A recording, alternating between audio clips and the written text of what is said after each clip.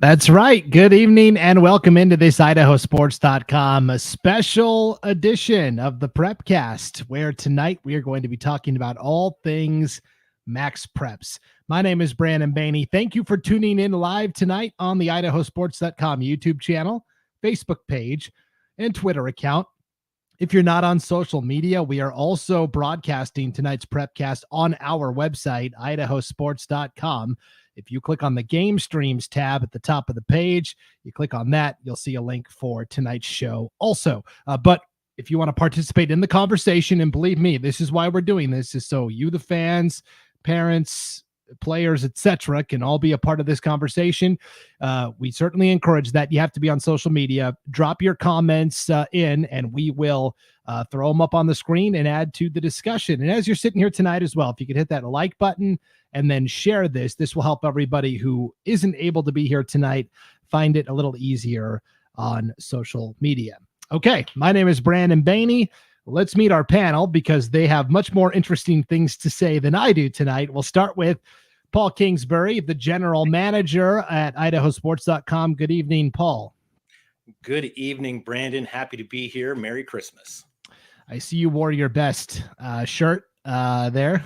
I did. The buttons on my jacket broke, so unfortunately it's going to be hanging out tonight. Yeah. I can't button my jacket, but I should just be here with the tie down. So I didn't get the memo on what the dress was, so I just assumed it was Christmas sweaters. Yeah, that's all right. Well, let's go to another well-dressed man this evening, Scott Burton in the Magic Valley. Hello, Scott. You've got your ugly Christmas sweater on also. Hey, you calling the Rams ugly? Yeah, that's a little offensive. Yeah. Well, I thought this is what we were doing. It was like a Christmas theme. So I've got Christmas tree behind me, Christmas sweater that's actually blinking. I like it. Thank you, Paul. Appreciate it. I like your whatever that is you got going on. Very nice. Nicely. You've been working out? A little bit. I didn't want to brag, but yeah, a little bit. It's being noticed. Yeah, Scott's shirt really ties the room together, that's for sure. Scott Burton is a broadcaster at IdahoSports.com. In addition, though, his day job, he is the athletic director at Jerome High School. So what he has to say is very important to the conversation because none of us are ADs and Scott is. Also here tonight, Logan Green, our director of sales and broadcaster at IdahoSports.com as well. Logan, you and I are kind of like the common folk here. Paul and Scott are kind of up on these perched lofts, and you and I are just the regular Joes. Yeah, I'm just a regular Joe. I don't work out like Paul. I'm the fat kid that went to In-N-Out last night at midnight so that I could enjoy the hype. And I will say it was worth it. It was really good. So I'll be back for another midnight run to In-N-Out. Okay. Well, hopefully we're not going until midnight, but I guess it all depends on, how many comments, how much feedback we get from everybody that's tuned in live tonight. So we are here to talk about MaxPreps, and this is a topic that's come up time and again, but we thought with the most recent Idaho High School Activities Association board meeting taking place last week, MaxPreps was brought up numerous times. And so we thought this was a timely point to bring up the conversation again and just present to you some of the things that we have seen just from this past school year. We're going to be light on the opinions tonight. Normally we come in hot with our opinions on things. This is going to be pretty fact-based. We're just going to present some facts to you, the viewers, and then let you come to your own conclusion. But I think we can start with this basic premise, Paul. Yeah. Where we're at with the state tournaments using the MaxPreps rankings, we are light years ahead of where we used to be, which was, okay, we predetermined the bracket and District 3 is going to play District 4, even if those are the best two teams in the state.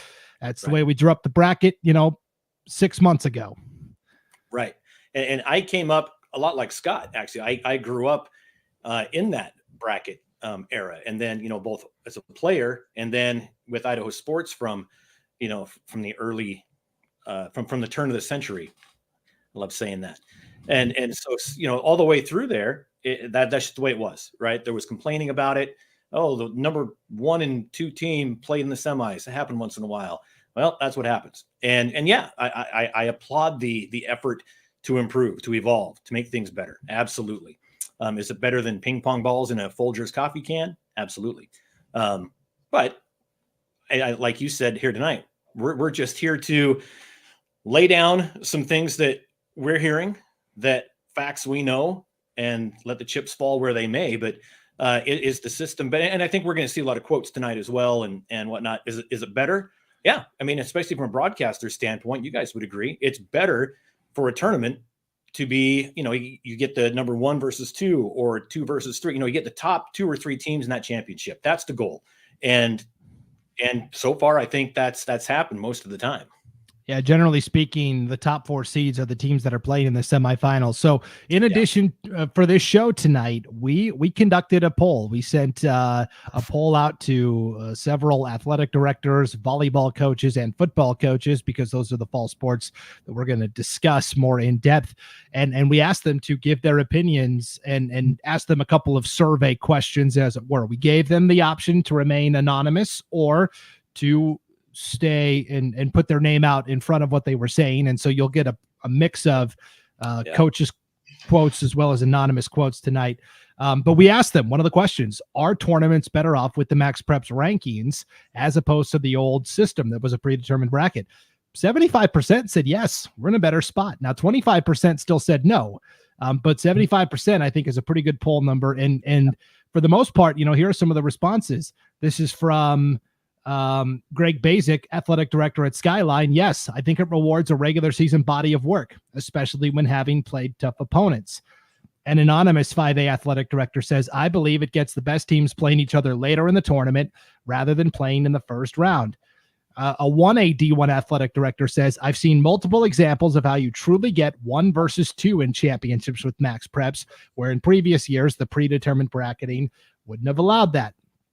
A 3A volleyball coach tells us we are getting closer to getting the best teams in the state to the state tournament.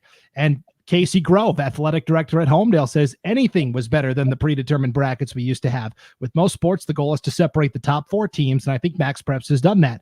Are there exceptions? Yes, but for the most part, MaxPreps has done a pretty good job and is pretty accurate with the rankings, especially in football. Now, we did have a couple of dissenters. An anonymous 4A football coach says, without knowing the formula for the rankings, it is hard to comment or value the ranking. And we'll talk about that lack of transparency coming up in just a little bit.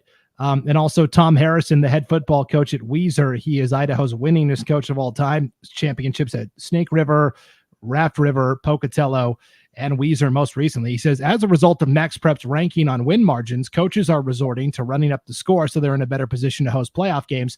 This hurts second and third string players because they don't get in. How is that a good thing? We are pissing off fellow coaches, our own players, and parents. And so you already see some pretty strong opinions coming out on both sides of the ledger. But as we go into tonight's breakdown here, Logan, it's going to boil down to 3 basic issues. 1, transparency or the lack thereof. 2, data entry, aka are all the scores in? No, they're not. And number 3, accuracy. And that kind of ties in with number 2, Logan. But this is something that's been brewing for a while. And I think this was a good time to finally address the topic since it was just discussed at the IHSAA board meeting. Yeah, and I mean, I agree with 75%, right? That it is better, because it is. Generally, when we get down to the Final Four, we are seeing the best 4 teams left. Are there exceptions? Obviously, there are some tournaments where we didn't see that. And one thing we'll hit on later is, but are those 1 through 4 in the right spot? Sometimes they're not, at least from, one example we'll talk about later. And it's not only fair to them, but it's not fair to the lower seed that now has to play a better team. So, there could be a discussion either way about it. But in general, I think it's better. And then, at least on paper from what we've seen so far. But like you said, I mean, there's a lot that goes into it. Those 3 points you talked about. And I equate this much to like a paper that you would write for school, right? What do I need to do to get an A? And I think that is what athletic directors, coaches, everybody in between is looking for. You want to know, if you're going to use this to grade my exam, what should I be studying? What books should I read? Should I watch a movie, or should I read another peer-reviewed article? Where should I go to write my paper correctly? And I think that is the ultimate overarching thing that people are looking for.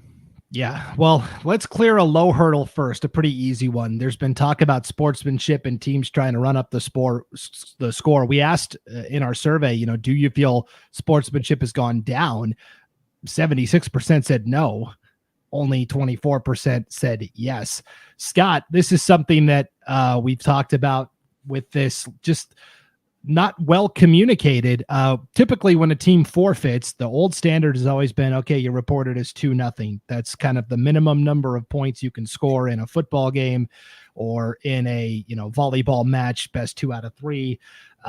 And so the first year we used MaxPreps, there were a couple of teams that forfeited. They got put in as 2-0. And then someone somewhere discovered, the MaxPreps formula actually caps the margin of victory at 15 points. So then all of a sudden those forfeits were turning into 15-0 games instead of 2-0 games. So Scott, I do think that's one positive, is with the margin of victory being capped, it does prevent a lot of that running up the score unnecessarily. It does, but the problem that it presented, was that it just was unclear what everything was supposed to be. You hit it on the 3 points that we're going to talk about in depth tonight. And the big one is transparency. Is if we send out a survey and everything was transparent, then we should be getting back 100% of the same answer, but we're not. In fact, we're quite divided on some of it. And as far as the sportsmanship goes, most of the time you are just going to run into the people that are just going to do it regardless. And so the 15 points is great, but I don't, you're going to find yourself a few times in that situation to where you're up by 10.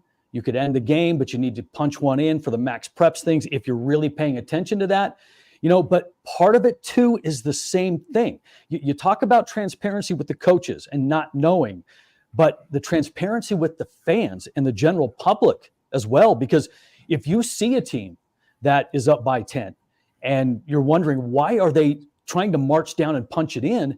If they don't understand, then all of a sudden sportsmanship just turns the other way, because now you get a fan base that's turning on a team, not understanding what's happening on the field, and so it all centers around us being on the same page, coaches, players, fans, everybody, so they can watch a game and know what's going on, because we're so quick to point bad sportsmanship, when there is a lot of that going on, don't get me wrong, but there are times where there's a method to it.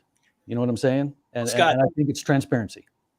And correct me if I'm wrong, guys, but I think, we're talking 15 points for football. Moving forward to basketball, is it 21 points? I believe it's 21 points. So what happens when you're late in the fourth and you're up by 18 and all of a sudden the team starts, running plays for 3-point shots to get that, 21 points or more? People in the stands, even if I'm a coach, I'm still ticked, even if I understand what's going on. Yeah. But no, I totally agree. Ooh, yeah. It's a very fine line that we're starting to walk with these point values. Now, I'm not saying that when I watch a football game, I like what I see, because I think you should still take a knee and be absolutely graceful in victory. But at the same time, not every coach has that mindset. They got into coaching for a reason, and it's because they have that kind of attack mentality where they are aggressive. But there comes a time where we're walking that fine line between, do I really need to score here? Or how long do I keep my starters in? What do I do? And boy, we're going to be fighting that battle and seeing that play out for quite some time, as long as this system's in place. And there's, sorry, I cut you off, Brandon, but there's buzzwords that we're going to be hearing tonight that have been bounced around. And I think one of them from our end and from the coach's end especially is, we're playing by the rules that we're given. And that's all they're doing. Taking a knee in the end, is it going to hurt their team with, as far as playoff chances? What do? That's a hard decision to make. But if you are in the game to win and get your team as far into the playoffs as you can, you're going to play by the rules that you're given, even if those rules end up making you look like a jerk. Yeah, it's a really big problem when there's no clear communication from the top, which in this case would be MaxPreps. MaxPreps should communicate to the IHSAA. The IHSAA should communicate to athletic directors to coaches, and then coaches to their parents and the fans, is how that trickle down should work. But there's just a couple of missing links somewhere along the way. And you talked about 21 points for basketball, 15 points for football. We did our homework on this topic for weeks leading up to this special. I looked high and low on the MaxPreps website. I could not find anywhere where it actually says margin of victory is capped at this amount of points. I know a coach or somebody told me somewhere down the line, but that's the problem. You go to MaxPreps and you get this vague corporate speak description of what their rating is that doesn't help anybody with anything. And so it just leads to confusion. This reared its head during volleyball in 2021, where the rule was volleyball coaches were supposed to only report results that were a best 2 out of 3 set. Sometimes you go to these big tournaments during the season, and for time constraints, you end up playing a 2-match set. And those matches are not supposed to be included. Well, we got an email pretty early on in September after one of these big tournaments from a volleyball coach. I've redacted the names on it, but here's the email that we got that was sent. Volleyball false reporting is in the subject. Hi, I got your email from our AD copied here. The volleyball coach is reporting to MaxPreps information that is not accurate. We're not supposed to report matches in tournaments that are not full matches. She reported all her pool matches on Friday, which were only 2 sets played total, not 2 out of 3. The games we played were split 1-1, so it was a tie because no deciding set was played. I understand mistakes happen, but with everything for state being ranked for MaxPreps this year, we need to have accuracy in our reporting. Please have her correct this. I've also copied my contact from Idaho Sports so he can make the correction on his end. And Logan, this is what we're talking about. There's no clear directive from the top. A coach goes in and reports a score that's a tie 1-1 when they weren't supposed to. It's the opposing coach that's going, hey, don't do this. And that coach shouldn't have to reach out to that school's athletic director to correct this problem. Yeah, and it seems like it's a common thing where if a mistake is made, whether it's on purpose or it's an accident, that it's been difficult to get it rectified, like in this situation right here. And if people aren't on the same page, in the grand scheme of things, it's probably a ripple in the pond, right? But that ripple rolls on and it affects things at the edge of the pond. And I think that's the overarching thing. Like, is it the one game? Does it really matter what it looks like on the website? No. But it's what happens at the end of the day. And so I think that's where this is all coming from, is that, it's a difficult thing to do, to keep track of it. And that's something that we pride ourselves on right here, is that we're here trying to keep track. We know firsthand how difficult it is, because it is. And, so we take pride in trying to get all that information, and yeah, it's going to be like that, hopefully we can figure something out here. So, Paul, using that premise, 2021, no 2-set matches are supposed to be reported. I went back and looked from 2021 at the Idaho standings, and we're gonna name specific schools throughout the night. Please keep in mind, we're not doing this to put any schools on blast. Okay, we're not blaming the schools. It's not their fault. There should be a governing body that should be assisting these schools to make sure that everything in their power is being done to make sure we've got an accurate picture. Paul, I went back and looked. Orofino, Lakeland, Burley, Blackfoot, Meridian, Emmett, Snake River, Valley View, Bora, Bishop Kelly all had a tie on their record when they shouldn't have. Skyline and Pocatello each had 2 ties. And you're talking about, in a MaxPreps rating, the difference between a tie and a win or a loss or a no report, it does affect that formula. It does. And going back to what Logan said, it's a ripple effect, and it goes down and it goes down. And one thing that I'm not sure that I agree with or what to do about it, but a lot of coaches use MaxPreps for their stats, right? You can post all your stats for your players, who can then give them to colleges.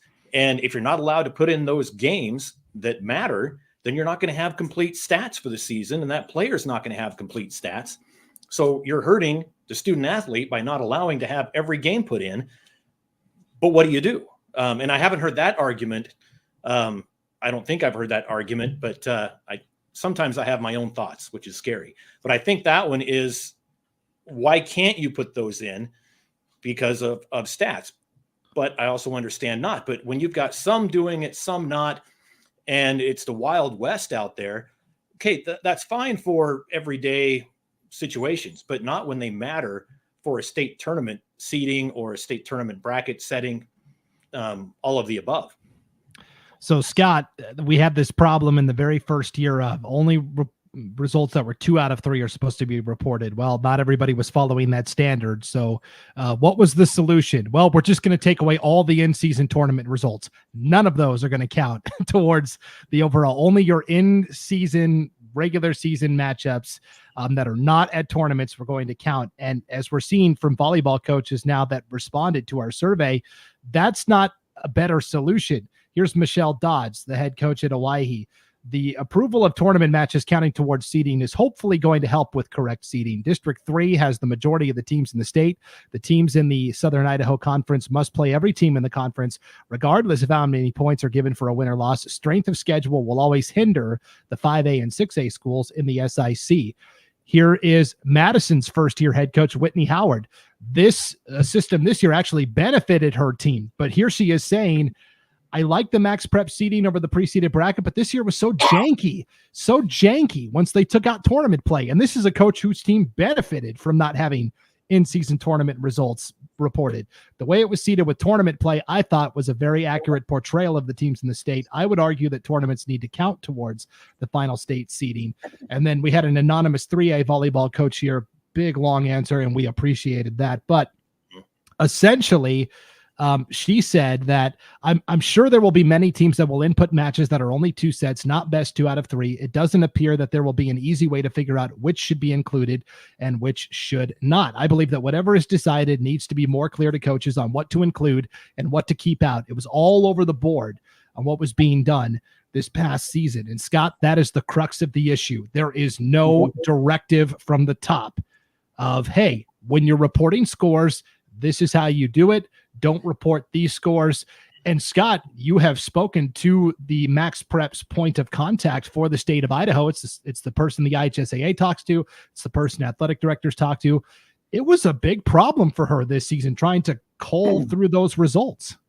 Oh, no question about it. I mean, she had to build a completely separate ranking system for the state of Idaho just because it was, like you said, Paul, the Wild West out there. Nobody had any direction on what was going on, that we were putting in things that shouldn't be put in. And then, but the problem was, I don't think the majority of it was trying to cheat a system. It was just ignorance. Nobody knew what to do.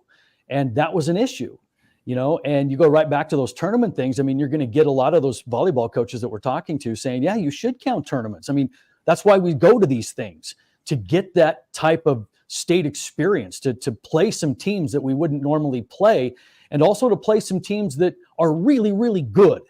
And that might give us a boost in our ranking. So whatever it is they decide, I mean, I agree. You can't play, best of 2 or 2 matches. It's got to be best of 3, right? And draw the line there, and I think and I will give the IHSA some credit.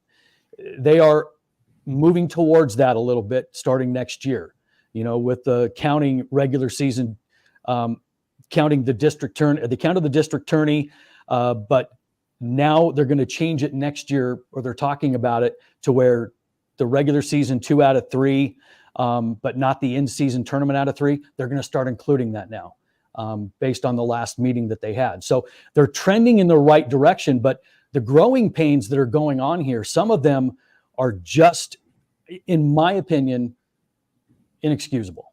And I'll have a few more things to say about that later on.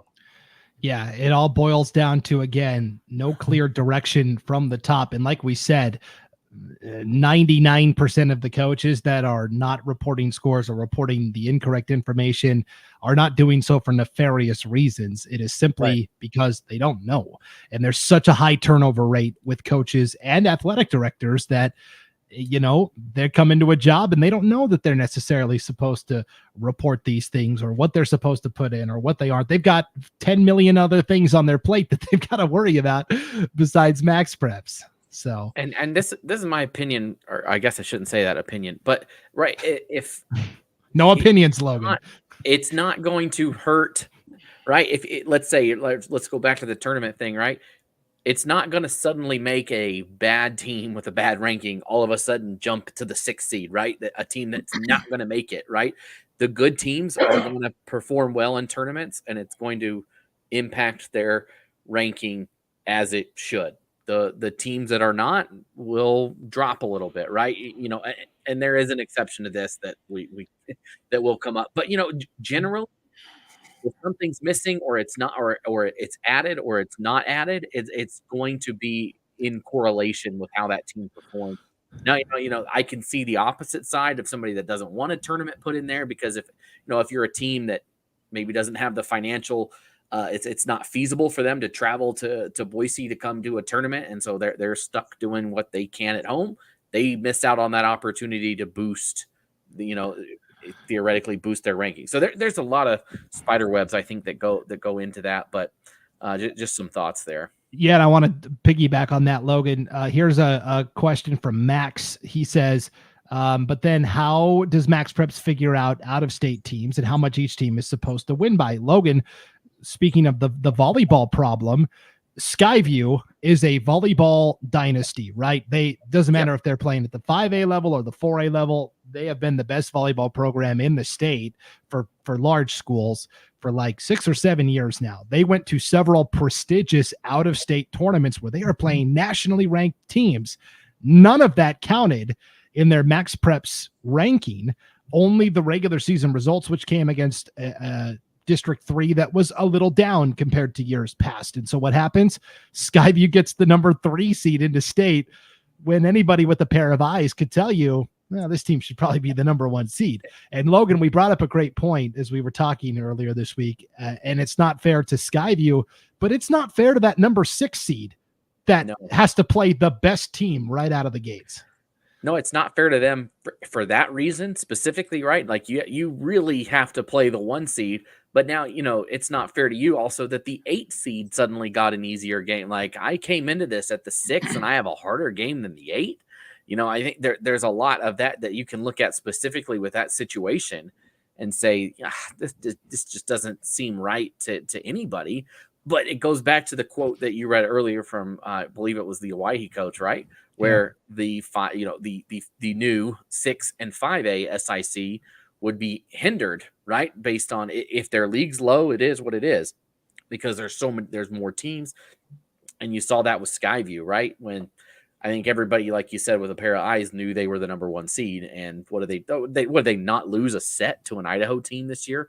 I believe it was. And so they just continued on at state. So, those are some of the hiccups that literally just occurred due to that. Yeah, Max echoes that, and then they were ranked 3rd, crying emoji. So yeah, a crying laughing or a crying? Crying laughing. Yes, yeah, for sure. So yeah, it was a big problem for volleyball, and there were incomplete results from district tournaments in volleyball as well. And obviously there were incomplete results from football. So let's dive into the next big problem, which is incomplete data, missing scores that affects the picture. When you have a system, Paul, that is predicated on, and MaxPreps says it, they're honest about it. Hey, the more scores that are in, the better our system is, which is a good thing to hear. But when there are scores missing, it complicates the entire picture. And it's not just Team A is operating in this independent silo, because how many times do we see a 5A team play a 4A team, a 4A team play a 3A team, a 3A team will play a 2A team? So something that happened at the 2A level, sort of a butterfly effect, can affect what's going on at the 5A level if there's missing data.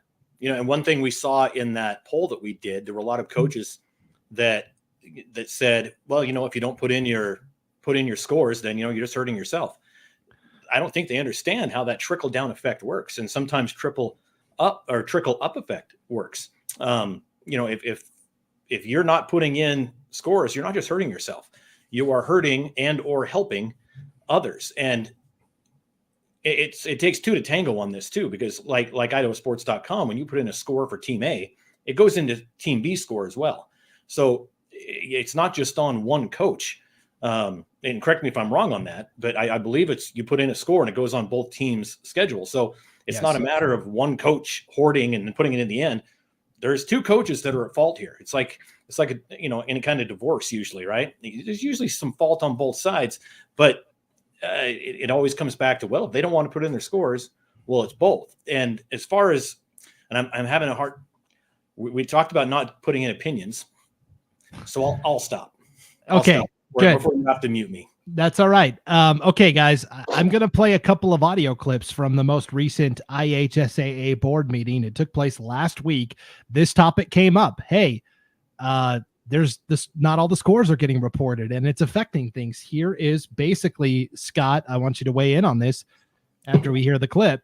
This is basically what the response was. That's not going to change until we have someone collects every schedule for every sport and make sure every score is in. Otherwise there's a fine or something happens as a consequence to schools. Right now we're really on the honor system for our coaches. Hello, hi, Idaho Sports. Have you ever met us? That's what we do. I mean, we literally have all the schedules and scores in, and shouldn't, if MaxPreps is going to be the official partner of this with the IHSAA, shouldn't they be held to the same standard? Well, here's the thing, and there's a couple of ways to look at it. And here's how I see it. And this is going to get into one of my big issues with this whole thing is that, okay, yes, we got better than a bunch of freaking ping pong balls. Okay. Yay for us. But we adopted a system that we are completely mismanaging. We are not using this the way that it is supposed to be used, period. End of story. MaxPreps provides the platform. It is Idaho's job to govern it and to make sure it is used in the most effective manner that benefits our schools and keeps things fair as this was intended to be. But this turning everybody loose on the honor system isn't working. And going ahead and fining everybody for not turning the scores in doesn't change the results. What you need to do is you need somebody over the top of this. And I guarantee you, if we were MaxPreps or if it were Idaho Sports that was running this whole thing, you can bet your rear end we would have had every score in a timely manner, entered correctly, so everybody knew what was going on. Not these empty spaces to where, well, they didn't turn it in. They didn't turn, and nobody is governing this at all. And that's a problem. And then this blast at the end where everybody just kind of throws in scores and everything changes. That's not fair to anybody. And so the answer to me is to have somebody in charge, hire somebody with all the money you're getting from the network, hire somebody just to be data entry and data entry only. So this doesn't happen.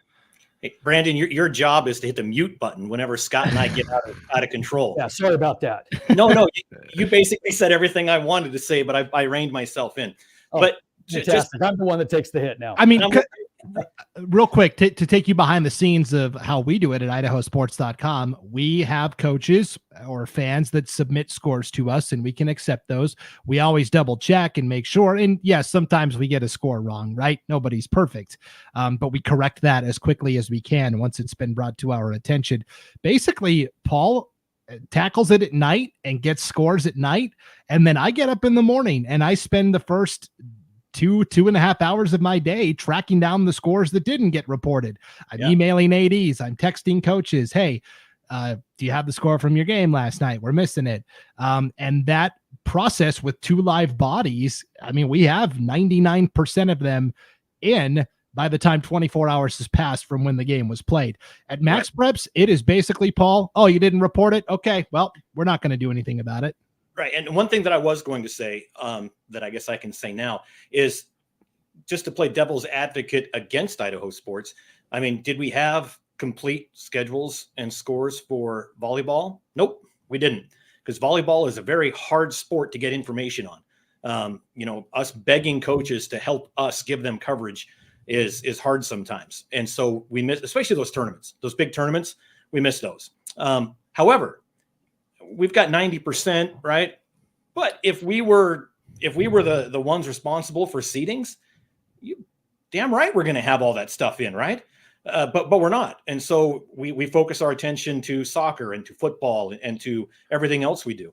And and I'm going to push my own pause button or my own mute button. I'll push back on that a little bit. Okay. I will say when I've only been here for 3 years since this MaxPreps thing started. The first year, I feel like we did get most of, if not all of those in-season tournament results. I worked really hard to make sure we did.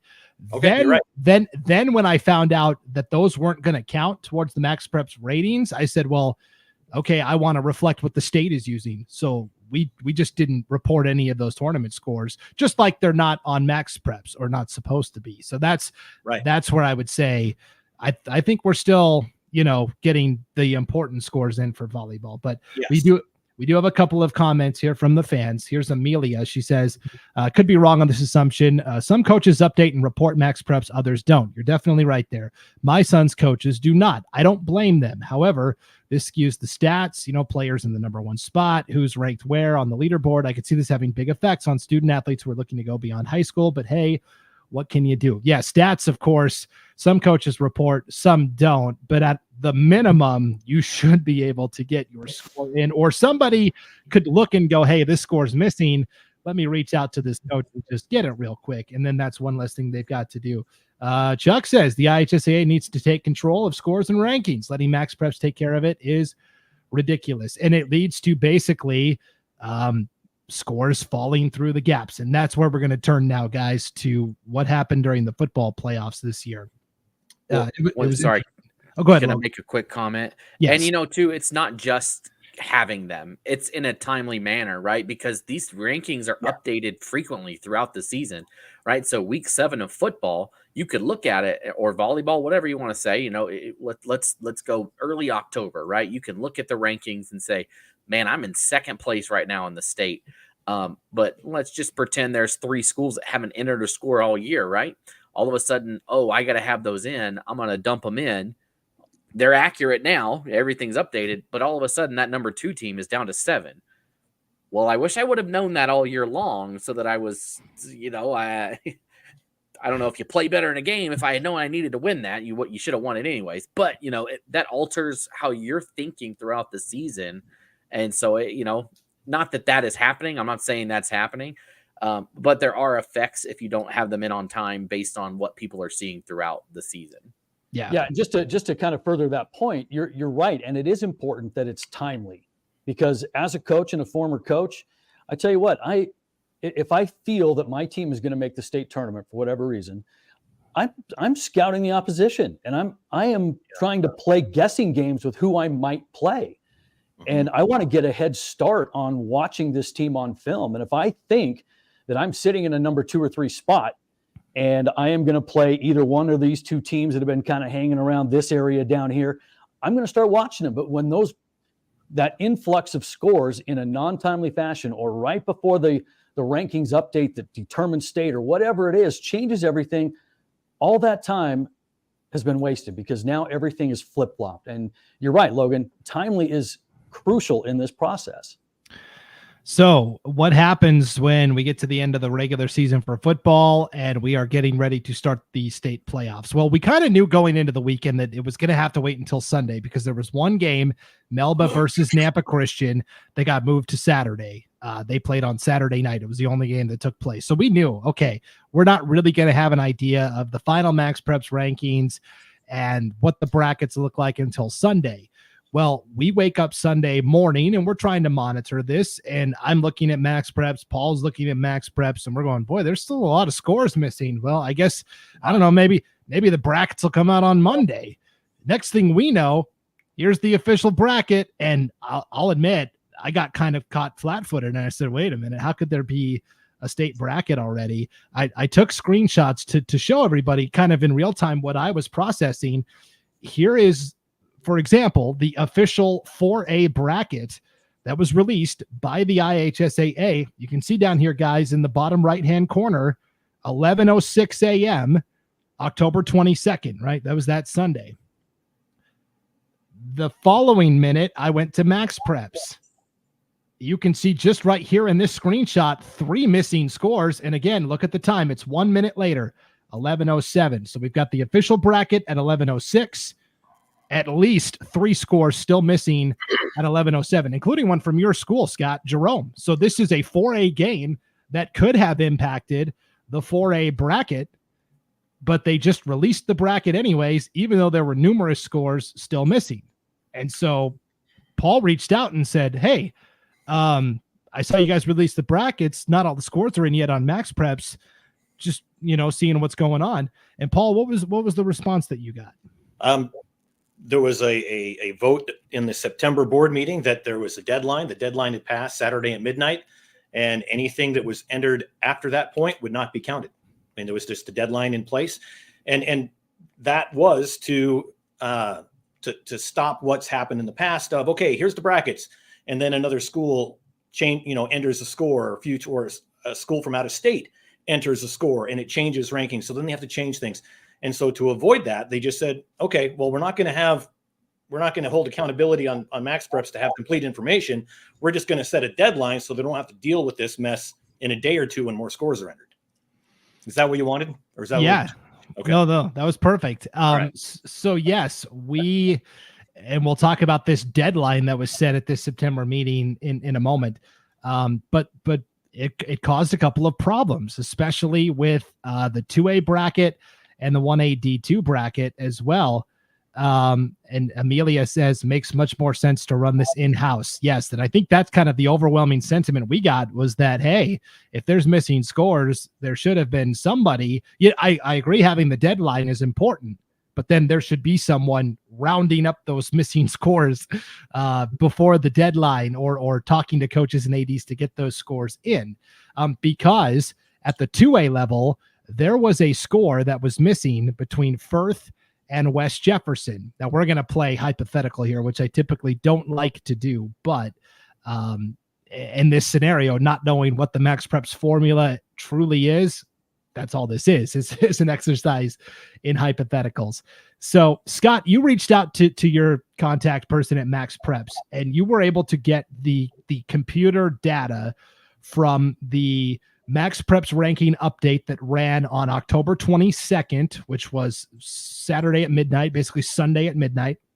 And then the updated rankings that were processed on Tuesday night at midnight, right? October 24th. Mm-hmm. And so you got that data from your MaxPreps point of contact. I'm going to share those up on the screen here. And if you're watching this at home, you'll want to make your screen full size so you can see everything a little more clearly.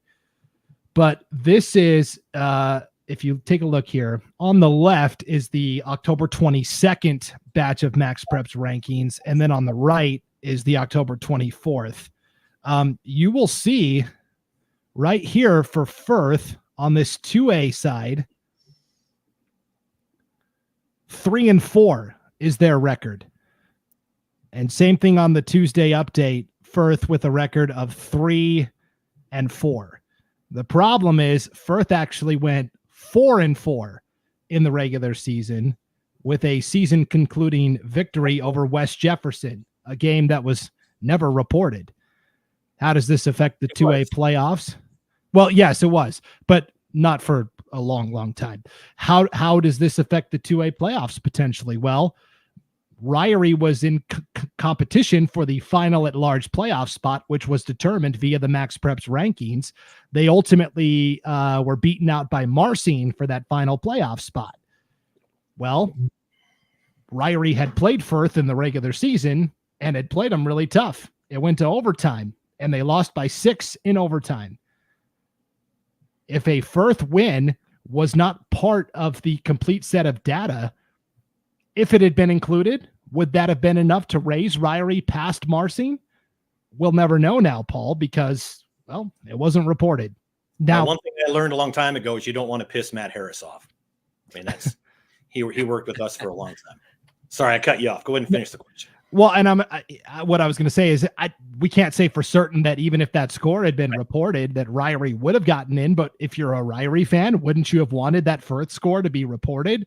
So it gave your team the absolute best shot at having the best MaxPreps rating? Well, of course. And it's not gaming the system. It's not manipulation. It's playing by the rules that you're given, like we talked about earlier. And if you don't have that score reported, it didn't just hurt Firth. It didn't just hurt West Jefferson. It had a trickle down effect. And we're talking about Ryrie. But you have to consider trickle downs. And if you're not taking the whole picture, under consideration, then why do it? It could have affected Ryrie's seed, where, Yes. I mean, or it could have affected Firth's seed, where Firth had to play Aberdeen right away. They possibly could have had a different first round opponent. Now, if you go look at Firth's football schedule now on MaxPreps, that missing West Jefferson score from the regular season finale is in there. You can see it right here. I took a screenshot of it. 32-6. Firth won that game on October 20th. You'll see at the bottom, though. Oh, wait. And again, yeah, take that off the screen, Paul. There you go. Schedule last updated on December 11th, 2023. When I went back and looked at the Firth schedule last weekend, guys, that West J score was still missing. And now, in the days before we're set to do this Max Prep show, all of a sudden that schedule is updated. You can draw your own conclusions. Well, and speaking of the grassy knoll, just kidding. I'm just saying that's interesting timing for sure. But Scott, this is the problem. And again, nobody is accusing anybody of doing anything nefarious, but this doesn't look good. And it looks like, something nefarious is going on when it's probably just something really innocent, like, oh, hey, yeah, we forgot to get that score in. Oh, it's just it's lack of oversight. That's all it is. It is complete lack of oversight. I mean, you take the 22nd of October update, and when that was run, as you mentioned, a lot of scores were missing, and if we don't give a crap about missing scores, then we're right back to ping pong balls, because we're not getting the accurate rankings that really reflect the best teams in order. So why even do this if we're not going to do it correctly? And then on top of that, there's some funny stuff happening where teams are the scores in wrong, or a team is losing or reported lost when they should have won, and then it comes out, but it doesn't change. I don't know. Go figure. I mean, that happened to Council.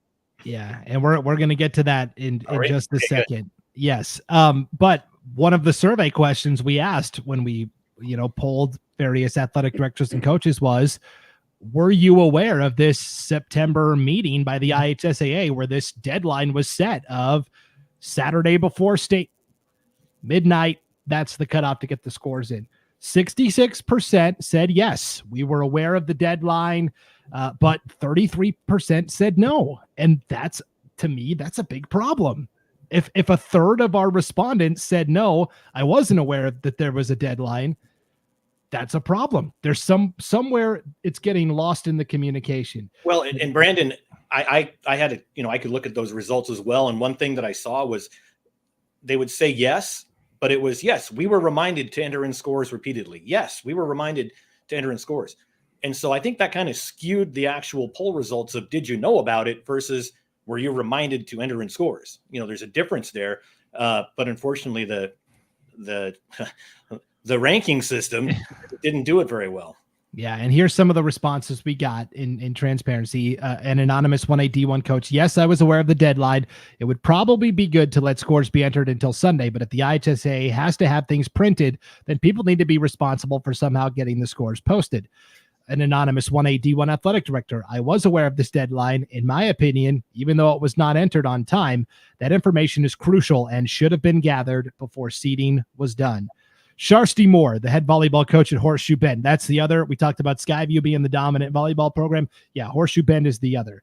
And she said, yes, I was aware of this deadline. It was communicated clearly all season. However, it isn't difficult to search and find scores. If it was known by the IHSAA that scores were missing, then why wouldn't they make an effort to get them and enter them themselves?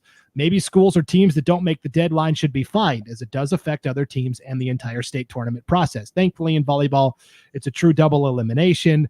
And you can play around through the backside. But in basketball, that isn't the case, and it can be detrimental to teams when the rankings aren't correct. Early matchups between top teams is never what anyone wants to see. One final one on the yes. Jeff Adams, the head football coach at Grangeville, said, yes, I was aware of the deadline, but even during the regular season, we were missing a game. We contacted MaxPreps and the IHSAA to correct it, but nothing happened. This was done by our AD after I made him aware several times. over the course of the season. And that is another big problem, is coaches are willingly trying to fix or correct. They go in and change a score. It gets changed by somebody else, and they can't get anybody on the phone to go, hey, this is not right. Now, we did have a couple of people say, no, I did not know about the deadline. Here's an anonymous 5A volleyball coach. I was not aware of this deadline. My AD reported most of my scores. I do think incomplete and inaccurate information directly affects the fairness of the seeding for state and should be addressed. And here's Joe Dilley, the head football coach at Kimberly. I was not aware of the deadline. We reached out to a few coaches we knew to assist in adding the games that were missing.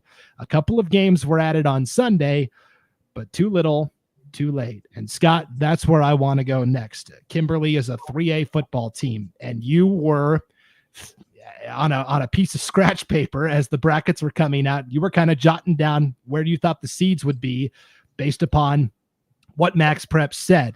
That changed all of a sudden. And so what I'm going to do is share my screen again here and take a look again. On the left, you have the October 22nd MaxPreps update that was ran. And then on the right side of the screen, we have the October 24th update. So Sunday midnight, Tuesday midnight. Look at the teams that are in bold, Scott, at this 3A. When the official quote unquote MaxPreps rankings were released, American Falls was 12. Wood River was 13. The Tuesday update gets run, and they're flip-flopped. Wood River jumps up to 12. American Falls is now 13. And you might go, oh, what's the difference in one spot on the seed line? Well, on the official bracket, Wood River got the 13 seed and had to go to Snake River. American Falls got the 12 seed. They had to travel all the way up to Timberlake, which is in North Idaho, Spirit Lake. I'm sure American Falls would have much rather have faced Snake River, a district opponent, a shorter bus trip. And oh, by the way, when American Falls played Snake River in the regular season, Scott, American Falls was leading at halftime. So that is a game in their minds. That's a winnable game. They could go win. Instead, they've got to travel 2 days all the way up to Spirit Lake, and they lose in the opening round of the playoffs. But This is the problem. The rankings changed from Sunday to Tuesday. They did, and they changed in a lot of different places, and they would have changed a heck of a lot more if all the scores would have been reported in. And I don't know what's going on between the 22nd and the 24th, but there's just something that doesn't add up. And I don't know if it's because we just stopped taking scores and shut it all down, but corrected record. Who knows? But I think I can't help but think that after the 22nd update was run, everybody realized that this is not going to be indicative of a true ranking system in some of these divisions because there's so many holes, you know. Well, and then here comes Sorry, go ahead, Scott. Oh, and then here comes like the mass scores being put in, but by that time it's too late. I mean, I'm just quickly scanning this. All those records are the same. So something happened in a different classification to make that switch, because all of those records are the same on both sides. So we talk about that trickle down effect, ripples in the pond. There you go. There it is. I mean, this is tangible proof that the rankings changed after late scores were submitted after the deadline. So it's interesting and fascinating to me. But Scott, you mentioned we tried to submit a lot of the missing scores, and they flat weren't getting accepted. I tried 20 times to send in that Firth score, and it would not get accepted no matter what. And again, I don't think anything nefarious happened, but it's not a great look if you are all of a sudden not accepting scores because, the state bracket's been determined and who knows how the rankings might change. Paul, there's another example I want to go to here at the 1A D2 level. Before we do, real quick, Chuck says, every school has access to the internet and every school has a scorekeeper. There should be a website that each scorekeeper inputs the final score immediately after each game. That's the idea with MaxPreps, but it is hard in the heat of the moment. If you're a coach and you just had a heartbreaking game, double overtime loss, you're not going to be jumping to report that score. You've got 10 million other things to think of. There needs to be a person overseeing this that can collect those scores that fall through the cracks. But is it just one, that heart pounding overtime win? Shouldn't they be excited to enter that score? Because it'll go on both schedules if it's entered. Same argument. In the heat of the moment, you just got a huge win. You're not thinking about reporting that score. Let's put it in the computer. Yeah, right, Logan. Nobody's thinking about that. So look at this score that popped up on Sunday. This was from MaxPreps. When we took a look at, we started going through and looking at the scores. Logan, this is a final score for football that was reported in the regular season finale between Salmon River and Council as a 44-32 win for Salmon River. Council actually won that game, and they won it pretty decisively. As Logan, you were beating the drum on this during the season. Council was a really good football team, but that score could change the entire calculus. Now, the argument we heard was, well, the 1A D2 playoffs don't use MaxPreps, right? It's all a predetermined bracket.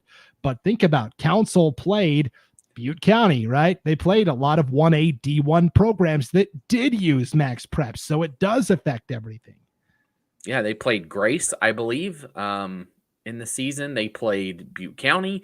No, they played Camii. They played Camii. Yeah, sorry, I misspoke. So, yeah, but it does have a ripple effect. And just like you showed with the 3A, or, we don't know. And it even goes down. You could see it if you look at the bottom 0-9 Parma was affected by 0.1 points. Now, who does, that also has a ripple effect to Weiser, to Homedale, right?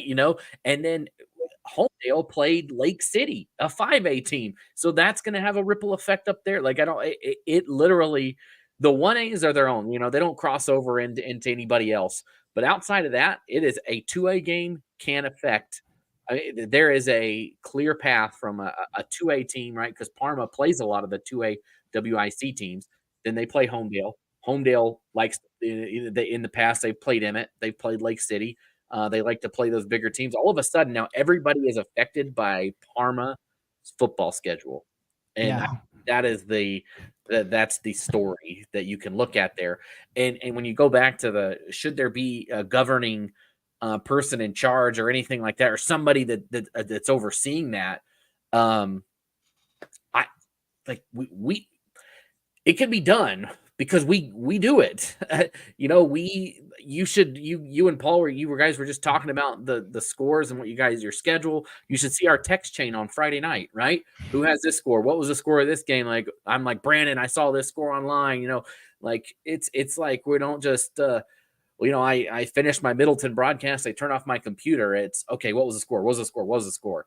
And, we are doing that. And so it can be done, whether we can get involved in that. I'm not saying that. I'm just saying that it's possible to be done because we can do it. And so, we just got to find a better way, but because that ripple effect, and I think that's the ultimate story with what we were just talking about, right? Is that, there's a deadline, right? And you cut it off, and sure, right? That's the rules, but that's not the true indicative nature of what things should have been. And we saw it right there with the change that happened later.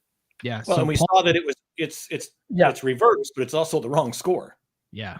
Right. And so and anybody, and I think this is part of it, is anybody could submit a score on MaxPreps, I believe, right? Anybody can.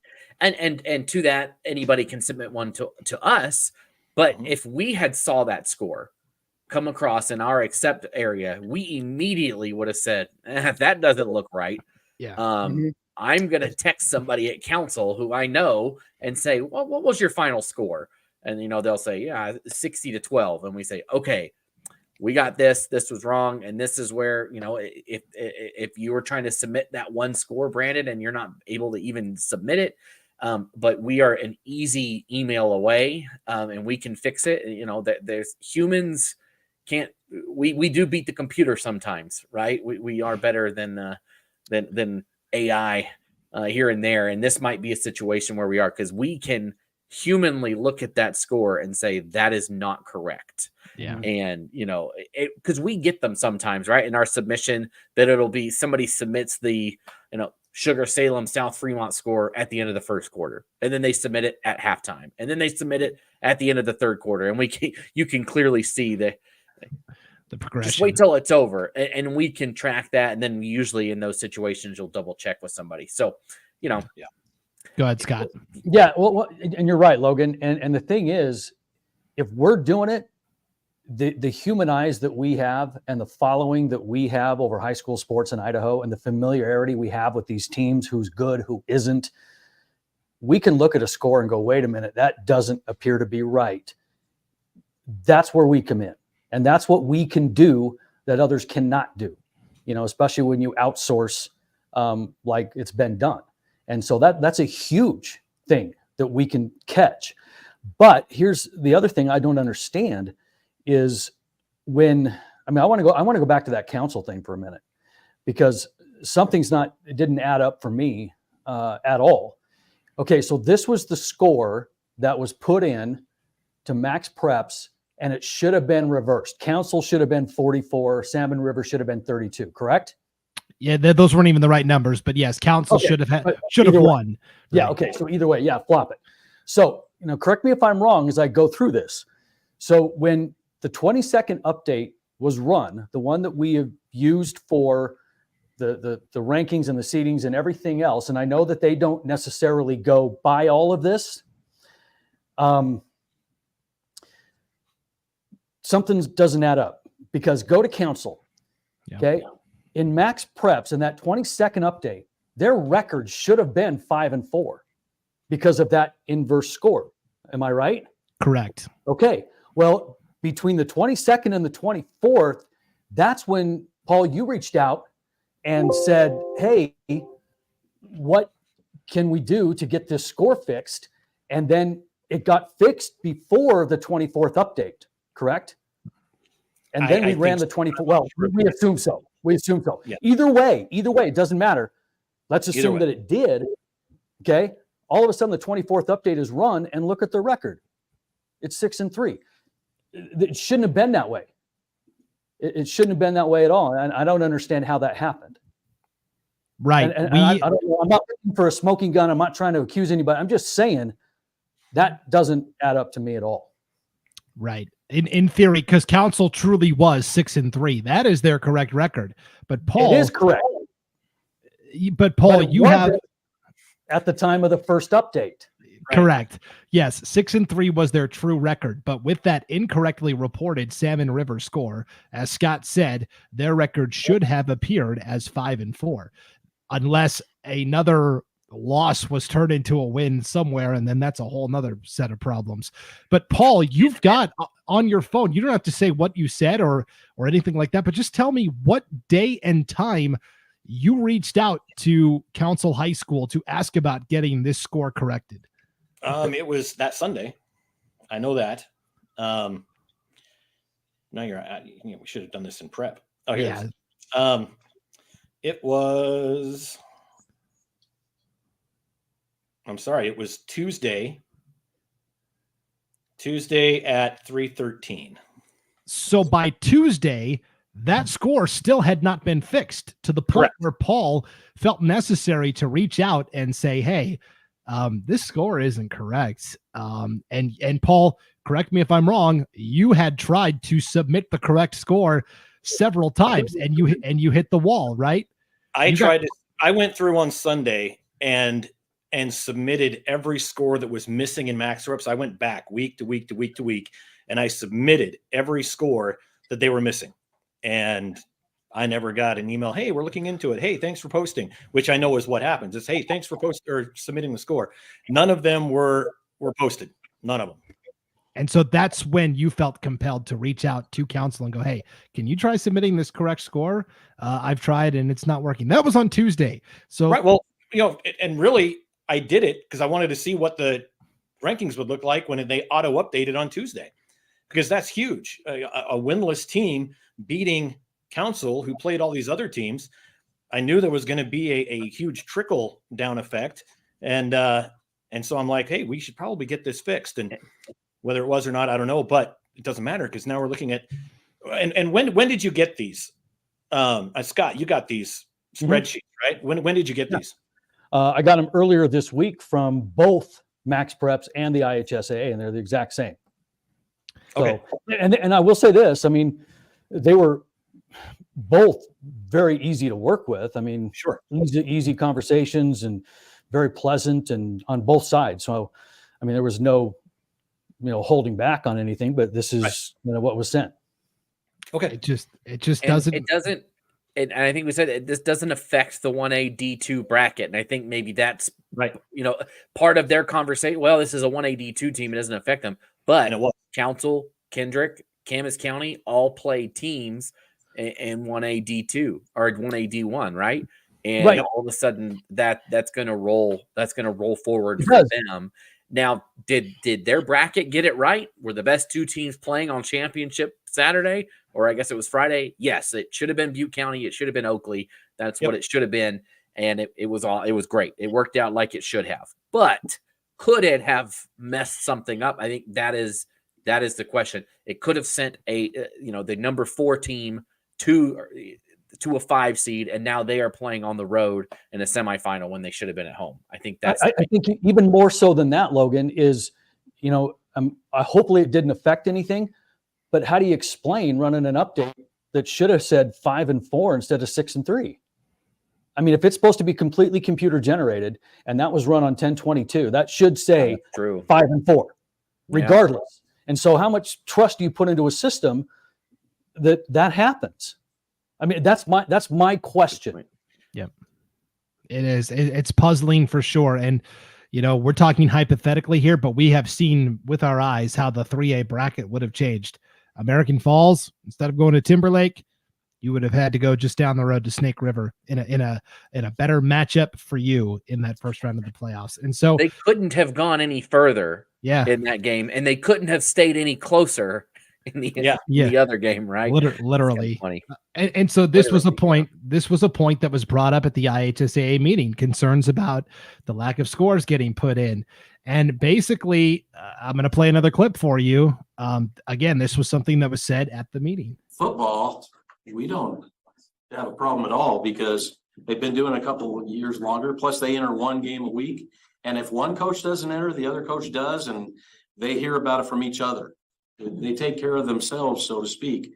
It's not the same in soccer and volleyball and some other sports.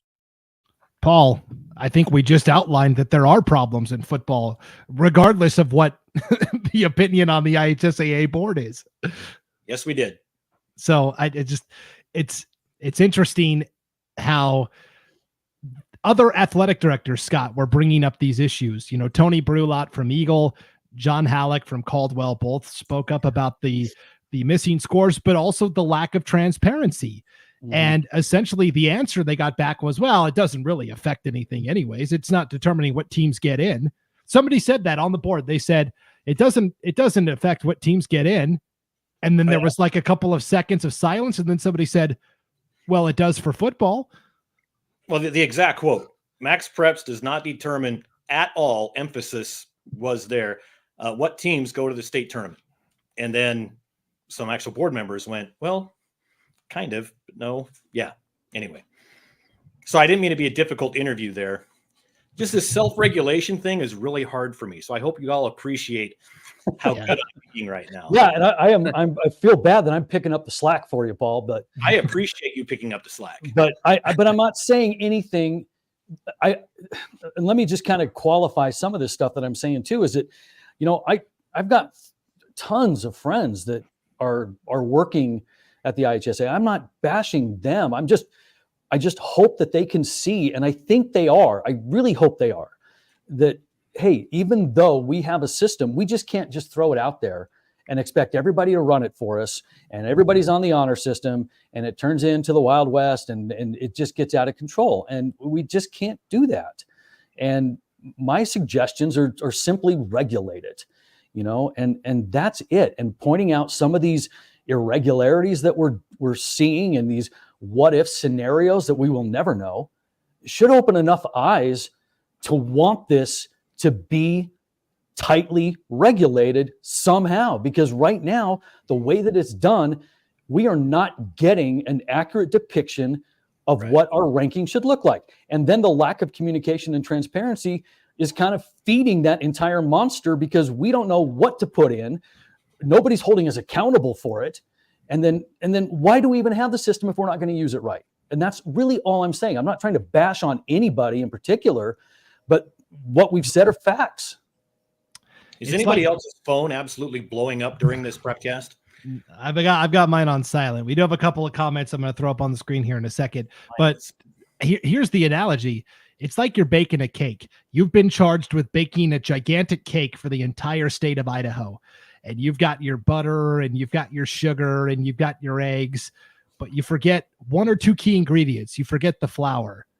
Oh, well, that sucker's going in the oven, even if we're missing an ingredient or two. And that's just what it is. Oh, well, that's not good enough. It's not. And I'm just curious if that's really what Idaho's athletic directors and Idaho's coaches want is a board to decide, here's the deadline. And if they're in, they're in. If they're not, they're not. I know for a fact there's coaches and ADs watching this right now. There's a way you can answer his question directly, and that's by putting it in the comments.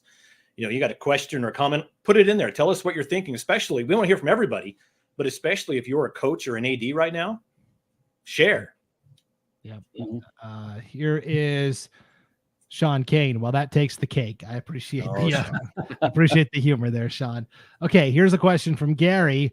And this will kind of dovetail into our final topic here. Have you ever received the exact formula for the rankings from MaxPreps in any state tournament? If not, why won't they release it? Paul, it is like getting into Fort Knox to find this thing out. It's like figuring out what the Colonel's recipe was for the chicken, the 11 herbs and spices. Now, somebody said during that IHSAA meeting that they have received the MaxPreps formula, right? And it was half a page long, and so somebody's got it. Correct. They said it was sent to them in an email once. Okay, well, share again. Let's just, everyone's worried about transparency, and okay, you received it in an email. Great, post it. Now, Scott, when you reached out to MaxPreps 2 years ago, when you and I did the first MaxPreps deep dive, you asked that question and you got a very different answer, didn't you? I did, because MaxPreps, they didn't know the formula because they were piggybacking off of CalPreps. And so that whole system we adopted, either we adopted it completely blind without knowing it. With an RPI system will be percent 45, 45, 10, whatever, however you want to do it, you can control it, much like our power rankings that have been so effective for so long at Idaho Sports. And so if we were doing this and Paul, I have a question for you. I mean, have we ever been asked to partner to do this and take this on? No, we've never been asked to. In the last 20 years, I have offered multiple times to provide our services for free. Okay. So that said, we adopted a system which is light years ahead of where we were, granted, but we didn't ask enough questions, I don't think. And our schools, our coaches, our athletes, they deserve a little bit better than that, because we adopted a system. We don't know the formula. I mean, we were all kind of going 15 points in football, but strength of schedule. And then that just screwed up everybody's scheduling, because I don't know how many times as an athletic director, I'm sitting here going, okay, well, they don't want to play us because that doesn't help their MaxPreps, or they do want to play us because that helps their max, or whatever it is. But MaxPreps was starting to drive some schedules, but nobody understood why, because the formula wasn't there. And when I talked to them, the first deep dive that we did, they didn't know, because they were taking it from CalPreps.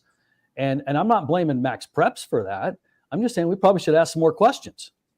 Well, there was a comment made during the meeting, this last meeting as well. And it was hard to see who was saying it, because they had, they were sharing their screen like Brandon's doing. They had a document up, but essentially they said, MaxPreps told the IHSAA their formula is all about getting the two best teams into the state tournament. Okay, well, what Ronald Reagan say about, I'm from the government and I'm here to help. Just trust me. We know better than you. So just trust us. We have your best interest in mind. You don't need to know how it works. Just trust us. Well, we'd like to, obviously, but why? Yeah. But I think, you know what, we'd like to help, and anything that we can do to help this process, we'll do. I mean, we are grounded in Idaho. We are Idaho people caring about these Idaho kids, and We go to these games. We know these kids. We know these coaches. We know these schools. We know these programs. We are as Idaho as it gets. And we're kind of on the outside of this looking in, yet here we are trying to offer help. Even Logan, who's from North Carolina, is more Idaho than a lot of people I know. I mean, well, and here, my wife's family is like thoroughbred Idahoans, so I'll claim. You just comparing your wife to a thoroughbred? here, I'm married into it. Eastern Idaho since the 1800s, so I'll take what I can get. Yeah, Better mute his mic quickly. Yeah, that passes. So you guys are talking about the meeting, right? You're talking about transparency, and I know Brandon probably got some quotes teed up and ready for this, but I mentioned this at the beginning, and one athletic director asked this at the meeting, just saying, can I get some transparency in this? And the response was, well, they're going to try to manipulate the system. And Brandon, you said, I don't remember what the number was of coaches that are seeing that. It was a high number that are not seeing. And I hate that word. I do not like that word manipulate. I felt sick to my stomach hearing it because we are around it every Friday night, every Thursday, Friday, Saturday around the state. And nobody is manipulating. That makes it sound like they've gone into the computer code and are changing something. And yeah, maybe they try to score an extra touchdown. Sure. But you're talking the difference between like some 10 and 16 points. This is, anything can honestly, anything can happen. Like, I don't know if anybody saw the Yale Vermont basketball game 2 weeks ago, where Vermont was down by 5 with 3.6 seconds to go, and they won the game in regulation. It can happen. Anything can happen. So we're not talking about somebody, I'm going to win by 47 instead of 40. I just don't think people are going. That's what they're going to do. I have better faith in Idaho coaches. I have better faith in the athletic directors and them being good people than I do in them saying, you know what, I'm going to manipulate the system. What they want to know is, like Brandon, your cake analogy. Do I put brown sugar or do I put white sugar into this cake? What is it that I do here? What do I need to do to make my cake better? Is it more beneficial for me to play this team than to not? Now, and I've said this before on other teams. I played lacrosse in high school. My team was a 4A team. We were bad. We were putrid. We were horrible. We knew that we were not going to the state tournament. That was off the table. It wasn't going to happen. We knew what we are. We are what we thought we were. Now, out of conference, we played other similar teams in lower classifications that we like, hey, we just want to play a competitive game and not get beat 25-0 like we're always getting beat. And so we would play a non-conference team from across the state in a 2A, 4A matchup, and it was competitive. And that's what we wanted to do. We weren't out there, no one's trying to manipulate anything there. We're just and I think that's what coaches want, right? That's not going to help me to do that. But hey, you know what? If I'm in the Treasure Valley and I go up north to play a North Idaho team, is that better for me? Or is it better to me to just play somebody down here that's a lower level? I think that's honestly what people want, is nobody is trying to figure out, okay, I need to beat this team by 13.3, points, right? And do this. They just want to know who they should play, how they should schedule. And Scott, you probably know this as an AD. That is just what I think that everybody wants, is they want to know, was this a good thing for me to do, or was this bad? Should I have not played this team, or should I? Okay, that helped me, even though I lost this game. Now I know going forward I should do that, or I'm not going to schedule that cupcake going forward because I know it actually hurts me. Whatever it is, I don't know, but I think that is what people actually want. They don't want to manipulate anything. They don't want to cheat. Mm-hmm. They're not, again, people are who they are. They are going to win or they're going to lose. And it's just, what do I need to do to make my cake better? I think that's what everybody wants to know. And I think you're absolutely right, Logan. I think the vast majority of coaches, no matter the sport, aren't operating under that mindset. They're not operating to, I've got to schedule this team because I have to beat them by 20. That's a team I can beat by 20. And I'm connecting the dots because they play this team. Nobody is doing that. And if they are, they're on the freaking spectrum way out there, because nobody is thinking like that. And they just want to coach and make their teams better. And a lot of times schools don't really get that much of a choice on who they play sometimes. I mean, depending on the size of their conference and the availability of the 2 or 3 non-conference games that they get, and the shifting classifications are always messing things up. We don't get to just pick who we play. And coaches are there to coach, and they want to make their teams better. And they start bringing that crap into it. They're not manipulating anything. I don't believe that for 1 second. Well, I don't think they have time to figure that out. I don't think they have time to figure out that. They just don't want to. Better, you know? They don't want to. Maybe a couple of them in season when it starts to become a relevant thing for play. Maybe at that point. But overall, no. Well, sorry, Brandon. No, go ahead. I'm going to butt in real quick. So going back to the very beginning of what Logan said, and Logan, great job articulating all of that. In the meeting, what happened there was Tony Brulat was talking about that transparency again and saying, I have to go back to my coaches. I'm constantly being asked, what is the formula? What do I need to do? What do I need to do? They just want to know. And the response from Ty Jones was, well, do they just want to know, or do they want to manipulate the system? What does it matter? They want to know what the rules are for the game they're playing. It's not manipulating. It's not gaming the system. It's how do I give my team the best chance to get to the state tournament? Mm-hmm. And so the whole manipulation and gaming the system, I agree. I don't like that terminology, because you're essentially accusing coaches of trying to cheat their way in when they just don't know the rules, right? Yeah. It's like saying, how hard can I hit a player in football? Well, if you hit them in the head right here, that's a penalty. But if you hit them real hard in the shoulder, it's not. Okay, now I know what to do. It's like, I'm going to hit you hard either way, but I just want to know where I should hit you hard. I think that's, they're just, what are the rules? I just want to know what I should and should not be doing. Yeah, I've refrained from giving too many opinions tonight, but when I heard that, I found it insulting, honestly, to the coaches that work their butts off for a small stipend, or some just for the love of the game. I thought that was really an insulting way to insinuate that they would just try to manipulate the system like that. Well, and if anybody knows us, our relationships with coaches and schools and ADs, it starts with coaches. I mean, all of us could, put down a list right now of 30 different coaches that we're friends with that we could call, at any point. So yeah, when they're, they're being accused of manipulating or gaming or cheating, whatever, it's not cool with me. Not at all.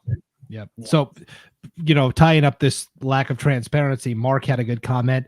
For instance, when the 2A volleyball state seeding came out, the number 1 seed, Coal Valley Christian, had lost twice in the final 2 weeks to conference champ Melba, who was the number 4 seed. They both had the same number of losses. The formula didn't seem to make any sense. He goes on to say, I jokingly told my volleyball coaching friends that you could have had criteria like wrestling, put wrestling coaches in a room, and we could have seeded the tournament in 20 minutes. And that's a whole nother topic we just don't have time for tonight, committee and data together. But Mark went on to say, am I manipulating the system by taking my wrestling team to Grangeville tomorrow to earn head-to-head matchups for my kids? Of course not. You're doing what you think is best for your team to get them good competition and prepare them for what you are hoping is a good showing at state. And so this was another question we asked in our polls.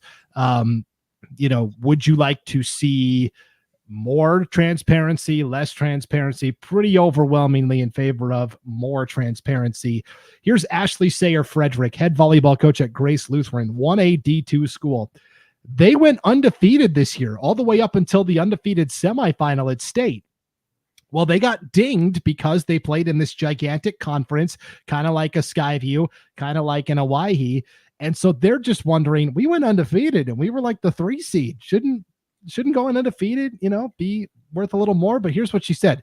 We would like more information to prepare and plan for next year. Please explain the role of strength of schedule and the formula that you use so that we can better support our athletes next season. And again, here's Coach Dilly from Kimberly, the head football coach. MaxPreps has changed our scheduling. We can no longer schedule local District 4 teams if we want a higher ranking. A quality loss is better than a bad win. Hopefully. And Scott, it's that last word that I really want to hinge on here. Hopefully. We're just guessing at this point now, I will say that most coaches have guessed if I have a good team, if I play other really good teams, that should help. But if we go another couple of years and there's still confusion over the rankings, maybe they'll go, you know what, forget it. I'm just going to load up with easy teams. There's just, hopefully I'm doing the right thing. There's just a lot of guessing involved. Yeah, there's a lot of guessing involved. I mean, back in the day, it was all just kind of based on the eye test and the human factor.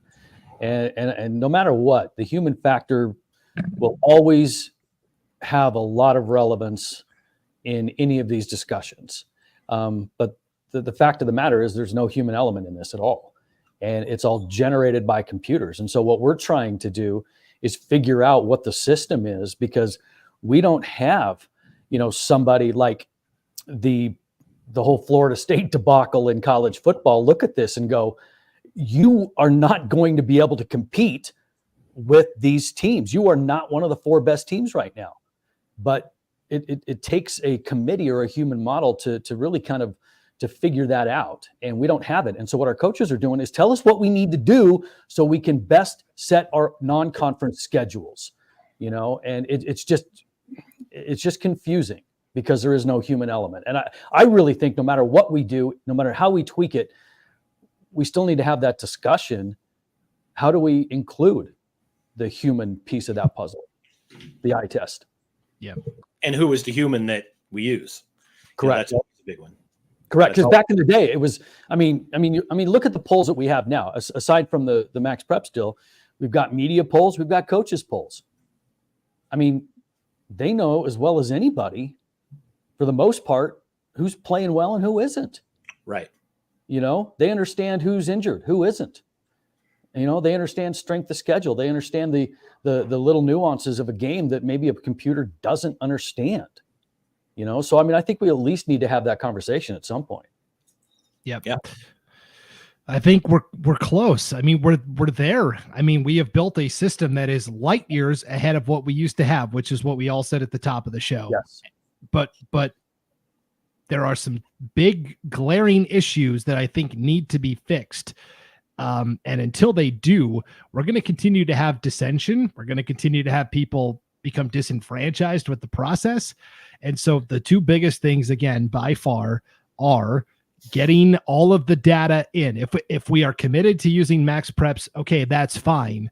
But we have to make sure that all of that data is in. We have to. Otherwise, you're doing a huge disservice to all the schools and athletes and coaches that are competing. And then the lack of transparency on the formula. Now, MaxPreps, so here's Gary. He asks, if MaxPreps got the formula from CalPreps, can't they just send it on to us? Saying they didn't make it is a cop-out. The guy who created that formula hasn't released that to anybody. He has kept that under his hat, which is good on him because, if that got out, then his value goes down. So the Colonel's secret recipe. Baseball team would rank. We don't stop eating chicken, right? Yes, right. It's the Colonel's secret recipe. Yeah, no, I totally get that. There is an option now where you can use the MaxPreps rankings in conjunction with an RPI system. Utah does this. Other states do this, where there is some transparency in, okay, we do know what the formula is, and we do know how we can then best build our schedule to help our team out the most. I think that's a really easy solution. If we're committed to using MaxPreps, if you want to look at Idaho Sports and go, sorry, you guys aren't good enough, you want to go with MaxPreps, okay. Yep. There's a path that we can use where there is that transparency, and then it's simply putting somebody in charge of getting all the scores. Just saying, oh well, we didn't get them in. That's not good enough. Paul, I think those are 2 really easy fixes that could make all of this disappear. Well, it is easy. If we were asked, we could export all of that data and hand it over. Or they can just look at the website and go, okay, here's the final scores. And, if they're trusting MaxPreps with the ranking without scores, I think you can trust us with the scores, right? And that's not too hard to just go, what you and I both did on that last weekend, we went back to try and help. We weren't trying to prove a point. We were just, hey, here's these scores. They didn't end up being entered. But say there's 10, 15 scores, 20 scores, whatever it was. Great. Just look. We are more than happy to help. We're not guarding our data at all. It's not behind a paywall. It's out there for everybody. So if you go into it and, well, they didn't submit those scores. Well, we had them. So use them. Use us as a resource. That's what we're here for. So there's really just no excuse. No excuse that I hear that makes any sense or is valid in my mind when we're doing it. It doesn't make any sense. I mean, Scott pointed that out a few times, very eloquently. I'll point out that, yeah, if we're doing it, it's doable. It's not like we're the smartest guys on the planet. No offense to everyone here, but if we're doing it, well, except Scott, if we're doing it, it's doable, right? It is doable, and the thing is, and I kind of want to reiterate this point too, and I really think we all feel the same way, is that, we want what's best for Idaho. Yeah. We want what's best for our schools and our kids. And if we're not included in that piece of the puzzle, which we all know that we're capable of doing, if we're not, then you know what? That's fine. It doesn't mean we're not going to stop fighting for our kids, fighting for our schools and our coaches in the state of Idaho, because that's who we are. Right. And so this whole discussion is about making us better as a state, as an athletic community, not to do anything else. If we're part of it, fantastic. If not, you know what? We're still going to fight for doing what's right. Yep. I couldn't have said it any better myself. And so thank you to everybody that tuned in tonight to watch this live. I know there were a lot of people that could not make it. This is an important topic that I think you should share with your friends, your families, coaches, parents, this is an important issue. And until we raise our voice to these objections, nothing will change. We saw this earlier in the school year, where the reclassification proposal was put forth, overwhelming support, board voted it down, state superintendents got together and said, not good enough, overruled them. That's what it takes, is a community effort. If one or two people voice concerns, that's not enough to affect change. And so I would encourage everybody to please hit the like button on this and share it with as many people that you think would be served by listening to this conversation. And maybe you disagree, and you can tell the IHSAA, I like the way things are going. Absolutely. Voice that opinion as well. And a lot of the coaches did say that. Yes. I think more people need to voice their opinions. Scott, you and I talked about this a couple of weeks ago of, well, I'm one person. What can I do? When we all are together, and it doesn't matter what side of the fence you're on, but the more input the board gets from the community, coaches, parents, etc., the more informed they can be, and that is how you can affect change. So please like this and share this, so everybody can tune in and listen to this as well. But Paul, Scott, and Logan, thank you so much for hopping on tonight and keeping it pretty civil. My fault. I was not going to put that on there, Paul, but a lot of caffeine makes me a little triggery. So yeah, for sure. So anyways, Paul, any final thoughts before we wrap up here? I think it was a good discussion. I think all four of us, I know for a fact, we had our pre-meeting yesterday, and all of us kind of were nervous about what might be said, what should be said, how it should be said. And, we've all been doing this a long time. I don't get nervous anymore broadcasting state championship games. It just doesn't happen. I was nervous today, and I texted that out. Scott, you said you were nervous. We just don't get nervous anymore. And I was nervous about this one just because of, one, the topic, but two, how strongly we all feel about the schools, student athletes, coaches, the sports, and how that might come out. And you said it in the beginning, we're not here we didn't intend to bash anyone, offend. No, we're just saying, here's what's happening. And we have the voice to say that. There's people that email us all the time that if they did a Facebook Live, no one would hear it. We do a Facebook Live and at least 3 people see it, at least 3 or 4 sometimes. But we have that voice. And if we're not using that platform, to help the schools and the student athletes, then we should just pack it in and, get jobs at Costco. Yeah. I don't want that. Logan, any concluding thoughts? Just I've said it a couple times. I just think that everybody just wants to know what they can do to help their team. It's not, people just want to know what they can do to do it right. I think that is the overarching thing here, right? Is people just want to be better. And, each little school is its own, micro community, right? It is their own thing that is completely different than any other place, and everybody is just trying to do what's best for them. And obviously there's no spread thing that there's going to be issues no matter what. Nobody's perfect. Nobody's going to be happy with everything, but and I think somebody said this, we can always be a little bit better. And, if we can help with that, like Paul had said, like we want to help with that. Like there is a reason that we go literally all over the state to every little nook and cranny to cover games all year long, because we care. Like I don't know how many times I have unfortunately had to travel across the state with Paul. Like, it stinks sometimes. No, I'm just kidding. But how many times did Paul and I have we driven from the Treasure Valley to Arco and back in the middle of the night, like getting home at 4 a.m, like to do these games? We're going all over the place because we care. And I think I'm leaving in 8 hours to go to Preston, for example. And so, yeah, it's just, we care and we want to make sure that everybody else, and I just, like I mentioned, I felt bad when I heard those words in the meeting where people were manipulating it, because I really don't think that was fair to coaches and athletic directors. I think they're just trying to do. I get this. I have 4 little kids, and sometimes I'm like, they're like, "How you doing?" I'm like, my head's just above water here. I'm trying not to drown. And I think that they have that same. There is a lot. I'm sure Scott can speak to that. We got our game scheduled. Sweet. They're just trying to do what's best for their kids, and they're just kids at the end of the day. So hopefully that everybody can get what they want eventually, so that they can know what they can do better for their team. Yep. Scott, you get the last word. I've got nothing. No, I'm just kidding. We talk about this, Brandon, a lot on our Scott's Thoughts podcast. It's always going to be about the kids.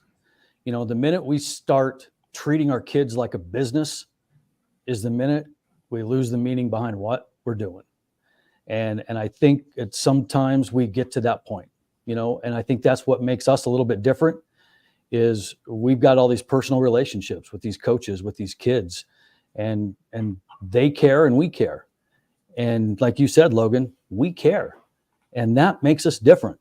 And so the minute we start losing the fact that our behaviors, our actions, the way that we approach things aren't in the best interest of our kids, is the minute we need to step aside and realize, hey, I need to kind of check myself because I'm not doing it right. Yeah. The end. Right there, Doug. I love you guys because you love our kids. Thank you. Thank you, Doug. Thank you, everybody who tuned in tonight. Again, if you hit that like button and share this, all the people that were not able to watch this live tonight can watch it on replay. But for Paul Kingsbury, Scott Burton, and Logan Green, I'm Brandon Baney, and we will be back to our regularly scheduled Prepcasts next week. North Idaho Prepcast, Treasure Valley Prepcast, Magic Valley Prepcast, and East Idaho Prepcast. So stay tuned to the IdahoSports.com YouTube channel, Facebook page, and Twitter account for those episodes coming next week. All right. Thanks for tuning in, everybody. We are signing off here on IdahoSports.com. Merry Christmas.